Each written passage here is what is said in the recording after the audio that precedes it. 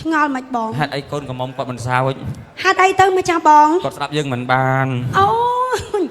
អូគាត់បរទេសហើយបាទបរទេសហ៎គាត់ជិតបរទេសអូយហើយសំខាន់កូនកំឡោះនៅក្បែរអំប្រងបកប្រែស្ដាប់ផង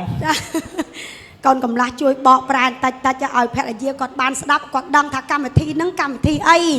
ចាមកហ្នឹងគឺថាយើងខ្ញុំទាំងពីរនាក់ហ្នឹងមកអីមកកាត់សក់បង្កក់សេរីជូនអ្នកទាំងពីរហ្នឹងឲ្យមានសេរីសួស្ដីអូនប្រុសថាថានេះគឺជាប្រឡងតង់ចាប្រឡងតង់ទេវតាបាញ់ប្រាប់ថាអញ្ចឹងគាត់ស្គាល់ប្រឡងតង់ដែរគាត់ស្គាល់គាត់យល់គាត់លឺថាហ្នឹងហើយចាគាត់ទីថាយើងខ្ញុំមកសំដែងនេះជាប្រឡងតង់ទេវតានៅឋានលើចាតិចប្រាប់គាត់តិចចាមើលគេនិយាយមិនមើលគេនិយាយមិនមើលនិយាយខ្លះបោកផ្សំមួយកាយវិការខ្លះម្ចាស់បងខ្លះទៅប្រាប់ថាខ្ញុំទៅពីនគឺជាប្រឡងតង់ទេវតានៅឋានលើនេះម្ចាស់បងដល់ពេលភាសាគាត់ប្រឡងតង់ដឹងថាម៉េចបងនេះគេចេះនិយាយគេកាយការខ្លះទៅណាប្រឡងតង់នឹងខ្មែរគេបែរទៅធ្វើម៉េចអូនអញកុំស្គាល់បងមកអត់ស្គាល់ដែរទៅ